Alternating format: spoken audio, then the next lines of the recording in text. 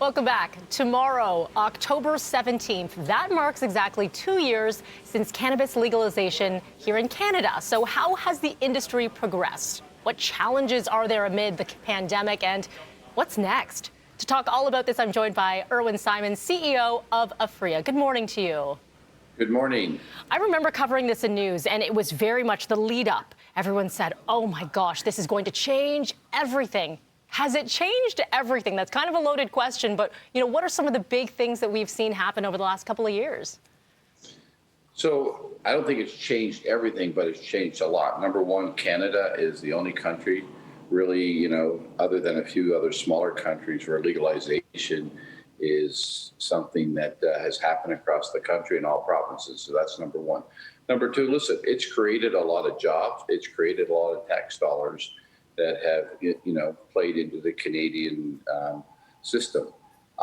From a standpoint of, quality products, I think it's helped tremendously come out with good quality products that have taken it away from the illicit market. Here at Aphria, we've created brands like Soleil, Riff, Good Supply, our Broken Coast brand, so we created brands. And I think, there's so many benefits of cannabis in regards to health benefits for anxiety, for pain, for sleep. And when it comes to the recreational market, I think there's so much that has been learned in regards to why I'd rather, smoke cannabis or ingest cannabis than have a drink. So a lot has changed.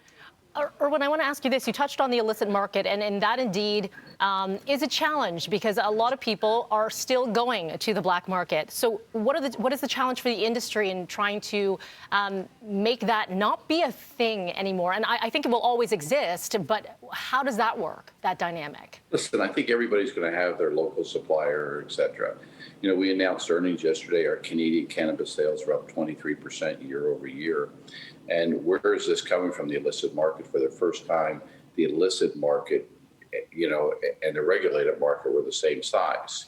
So, what's happening is consumers are realizing they want to buy brands, and brands are what matter. Brands are powerful, number one. Number two is they want to buy products that are regulated, that know they're going through some strict regulation.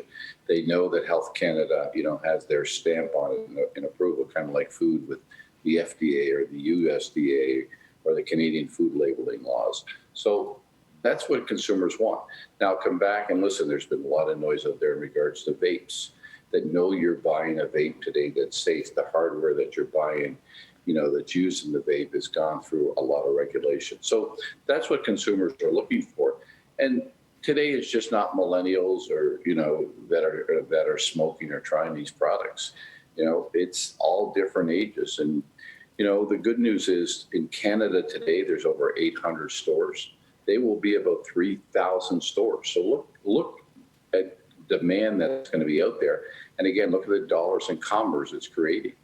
Irwin, you touched on this, is the demographic. I'm curious because when this, rewind 2 years ago, it was, who's it going to be that's going to be trying it maybe for the first time, or who will be expanding what they look at? So from your experiences, who are those demographics and what are they looking at and what do they want?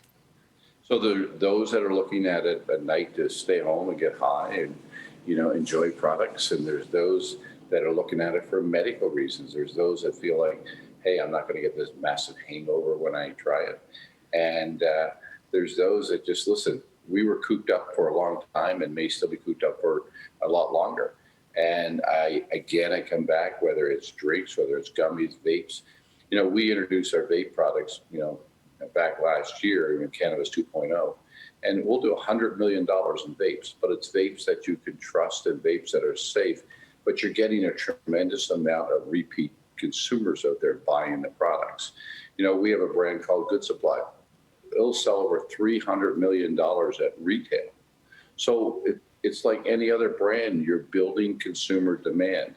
And, you walk by the stores in Toronto and the lineups outside, you see, all different legal ages out there that are standing in line to buy this product. The interesting fact is, medical marijuana, which was legal, prior, medical marijuana sales have dropped because what's happened is they're not going to their doctors now to to get Right. it prescribed. They're going to the stores and buying it themselves. Right. It is interesting to see how the pandemic has changed the industry somewhat, and obviously a lot to look ahead to.